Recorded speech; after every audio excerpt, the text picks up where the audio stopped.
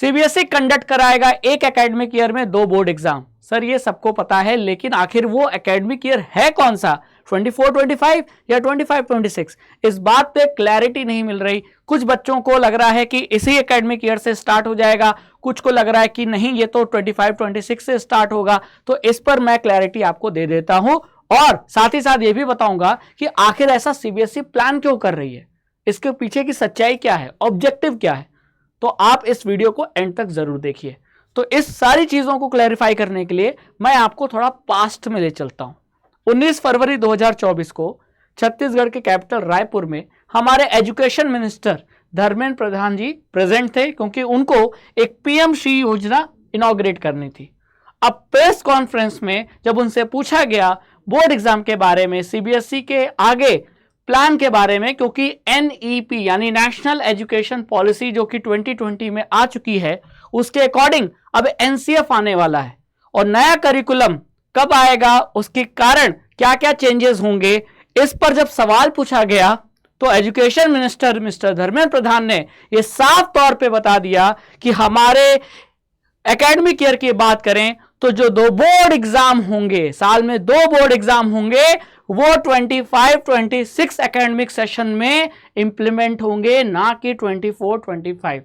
तो आप सभी बच्चे जो अभी 9th से 10th में मूव कर रहे हो और मूव कर चुके हो मतलब, और अब आपका नेक्स्ट ईयर बोर्ड एग्जाम होने वाला है, उन पर यह अप्लाई नहीं होता है।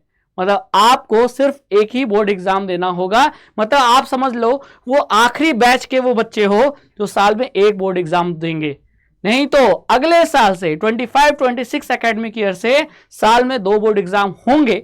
और इसका मैं आपको प्रूफ भी दिखा देता हूं। यहां देखिए न्यूज आर्टिकल में साफ साफ लिखा है कि education minister Dharmendra Pradhan said that class 10th and 12 board student will get an option of appearing in board exam twice from 25-26 academic year। अब बात तो समझ में आ गई, एक क्लैरिटी तो मिल गई कि 24-25 में ये सारी चीजें इंप्लीमेंट नहीं होंगी, ये नेक्स्ट एकेडमिक सेशन से इंप्लीमेंट होंगी सीबीएसई के स्कूलों में।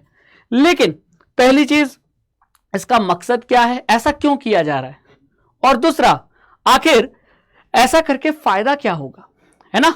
तो आइए इसके बारे में थोड़ा डिस्कस कर लेते हैं। सबसे पहली चीजें ये हैं कि आपको स्ट्रेस फ्री रहना है, आपके 2 बोर्ड एग्जाम नहीं होंगे। आपके मतलब उन बच्चों के जो अभी 10th में एंटर किए हैं और जिनको अगले साल यानी फरवरी मार्च में 2025 में बोर्ड एग्जाम देना है, उन पर ये अप्लाई नहीं होता है। जो 2026 में जो बोर्ड एग्जाम देंगे उनको साल में 2 बोर्ड एग्जाम देना होगा। अब बात आती है यहां, सर 2 बोर्ड एग्जाम देना कंपलसरी है क्या? देखिए इसमें मैं यहां आपको साफ साफ बता दूं कि पहला बोर्ड एग्जाम देना हर बच्चे को कंपलसरी रहेगा, ठीक है।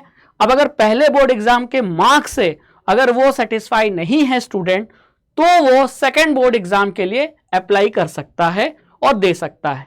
और अगर सेकंड बोर्ड एग्जाम में उसके मार्क्स बढ़ जाते हैं तो बेस्ट ऑफ 2 बोर्ड एग्जाम के जो मार्क्स हैं वो कंसीडर किए जाएंगे। अगर मार्क्स नहीं बढ़ते हैं तो जो पहले बोर्ड एग्जाम का मार्क्स था, जो बेटर था, वो कंसीडर कर लिया जाएगा।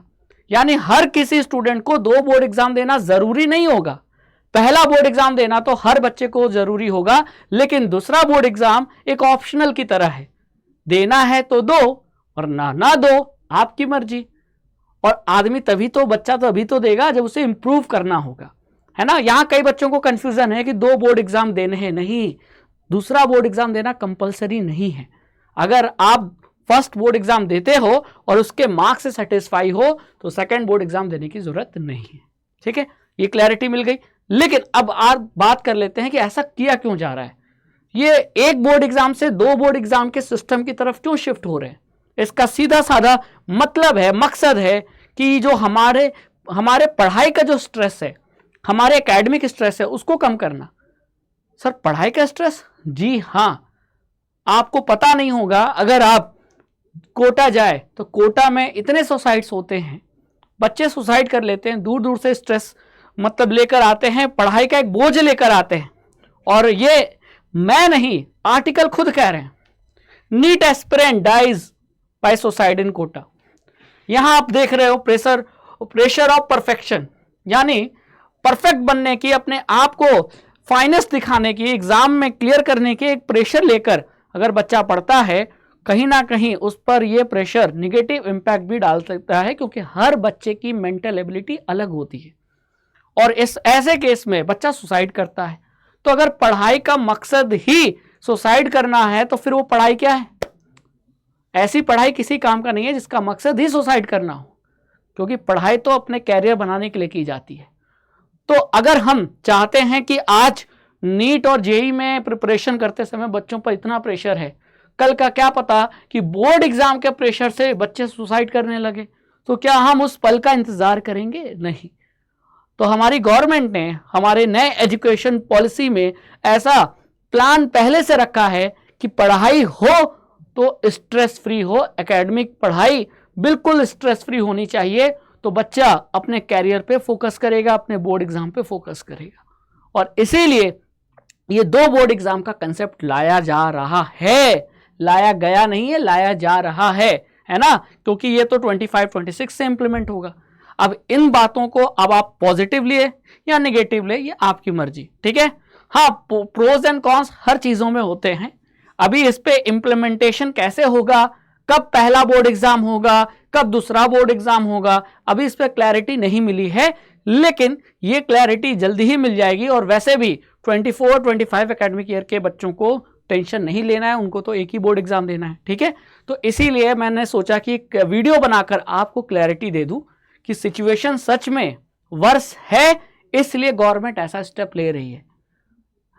इंडिया में नेशनल एजुकेशन पॉलिसी की डिमांड बहुत समय से हो रही थी और फाइनली गवर्नमेंट ने लाया, और ये बहुत अच्छी बात है कि एग्जाम को स्ट्रेस फ्री बनाना बहुत ज़रूरी है, ताकि बच्चों पर ये सोसाइटी का, ये जो पढ़ाई का जो स्ट्रेस है उसको कम किया जा सके और बच्चे खुशी खुशी अपने मन से पढ़ें और अपने कैरियर में एक्सेल करें। तो ये छोटा सा वीडियो था, आई होप आपको ये वीडियो अच्छा लगा होगा। कमेंट सेक्शन में आपकी अगर कोई क्वेरी है तो ज़रूर पूछें, और आप अगर कोई नए टॉपिक पे वीडियो चाहते हैं जिस पे आपको क्लैरिटी नहीं है तो वो भी कमेंट सेक्शन में ज़रूर बताएं। Thank you so much.